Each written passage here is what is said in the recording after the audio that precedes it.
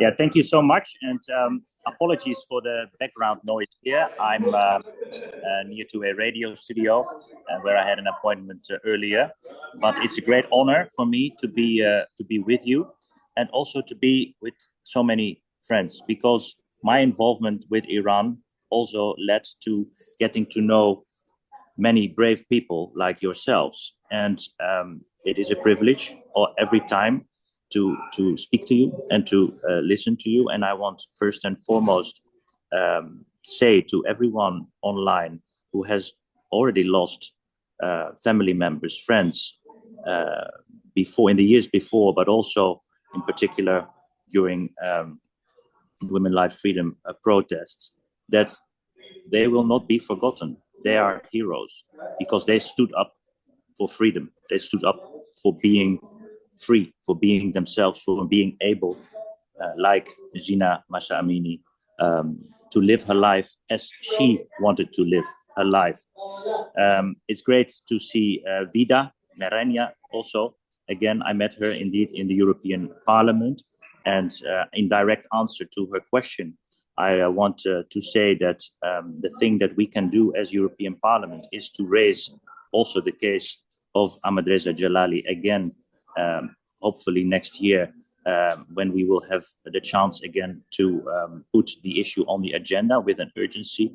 I know that this is not going to set him free as such, but hopefully the fact that we keep talking about Ahmadreza will also be some kind of protection for him, as is the political adoption of political prisoners, as I have done myself also, which also led indeed to me being put on the sanction list of Iran. I'm a terrorist according to the IRGC regime, and I continued my activity with even more energy, because we never should give in to the threats and to the intimidation of this violent and inhumane regime, of course. And let me briefly explain you how this started, because indeed I took on the political sponsorship of a prisoner. I tabled the first amendment in January 2023 in the European Parliament.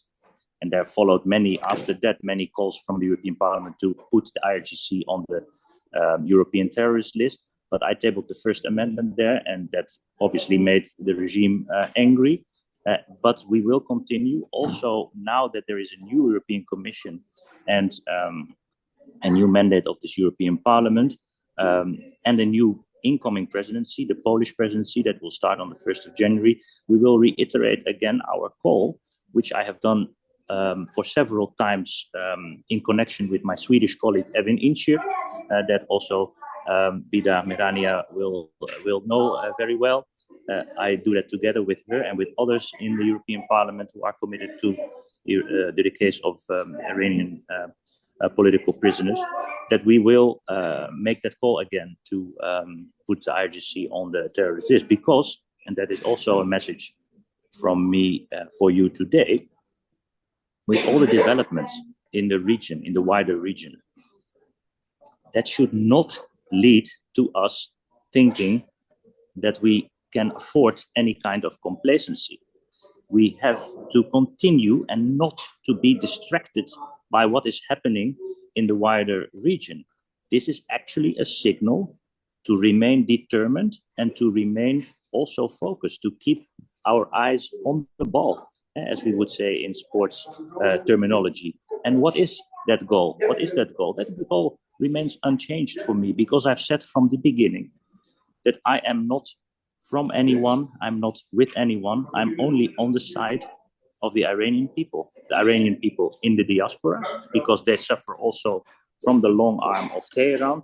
I know that from many countries, also in particular through the collaboration with Iranians in the Netherlands, like Parisa, and also on the side of the Iranian people who want to be free. It is a simple demand. It is a very reasonable demand.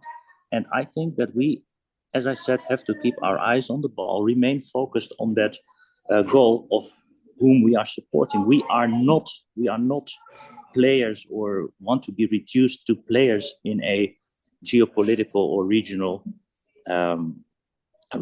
game. This always, for me, from the start of my involvement with Iran, has been about the Iranian people. The Iranian people to have control again over their land, because that is also a commonly made mistake. The country of Iran is not owned by the regime. It's from the Iranian people, whether they are still in Iran or outside. They have to decide about the fate of their country and their people, and we should keep our eyes focused on that. As I said, not to be distracted by what is happening in the wider region. This will have implications, and this will probably also have implications on the attitude of the international community. But our focus should remain on the objective that was already there before that of Gina Masha Amini, and that still should be front and center to make sure that we exert enough pressure that all the political prisoners get released, that this repression inside Iran, but also on the diaspora outside Iran, has to stop. And my final comment is something that I've also said many times before. It is important that we stay united. That's why I take pride in having contacts with all kinds of communities in the Iranian diaspora. But as I said, it's not about whose side you're on. The only side that we have to be on is the side of peace and the side of humanity. And that means for me that we have to stay united. The worst thing that can happen to us is, especially with the developments in the region, that we now fall apart, that communities also in the diaspora enter into a competition with each other. There is no room for that. We need to stay united with the international community, with everyone in the Iranian diaspora who shares the same objective of getting our people free from the prisons in Iran, and to seek also justice for those who are not with us anymore, but will stay in our memories as heroes of the resistance against the IRGC regime. These families, and we will hear some more testimonies later on, deserve that justice and deserve also to get the justice and our help to ensure that.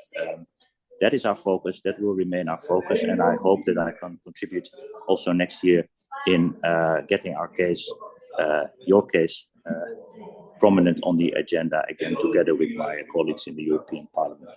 Thank you so much.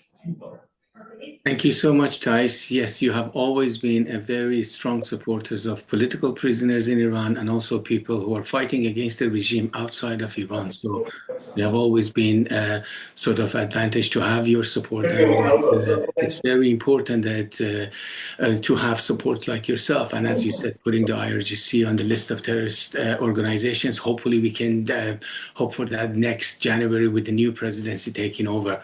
But I thank you, and I'll now just briefly translate your talk in Farsi. تایس روتن نماینده پارلمان اروپا همیشه حمایت کرده از فعالیت‌های اپوزیسیون در خارج از کشور، مخصوصا فعالیت‌های کمیته آزادی زندانیان سیاسی. با پریسا پوینده همیشه تماس مستقیم داشته و همکاری می‌کرده در تمام فعالیت‌های کمیته برای آزادی زندانیان سیاسی و در حمایت از زندانیان سیاسی. تایس گفتش که همچنین قویانه کار خواهد کرد روی اینکه سپاه پاسداران بتونه بره تو لیست تروریستی. یک اولین بار این رو گذاشته در برنامه اتحادیه اروپا، ولی معتقده که چون چیزش داره عوض میشه، رهبریتش داره عوض میشه، پرزیدنسیش داره عوض میشه، ژانویه دوباره تصمیم داره که بعد از ژانویه که پرزیدنسیش عوض شد این بحث رو دوباره ببرن پارلمان اروپا که بتونن این سپاه پاسداران در لیست تروریستی سازمان‌های تروریستی قرار بدن. تایس همینطور گفت من همیشه کار میکنم، همیشه دوست دارم که در کنار مردم ایران باشم، چون ایران به هیچ کس تعلق نداره و من مستقل هستم و کاری که میکنم به خاطر کاریه که دوست دارم و به خاطر علاقه‌ای که به مردم ایران دارم و آزادی اونها، و به همین خاطر با هیچ کسی کار نمی کنم که بگن مگر در مورد مسائل زندانیان سیاسی در ایران، و گفتش که خیلی مهمه که ما درگیر مسائل منطقه‌ای نباشیم و وقتی که بتونیم این خواسته مردم ایران رو جلو ببریم، چون که ایران به مردم ایران تعلق داره و به مبارزه اونا برای آزادی و به امید این که هر چه زودتر به اون آزادی که میخوان دست پیدا کنن. So I think you have to leave very soon. So would you like to share your thoughts before you leave with us?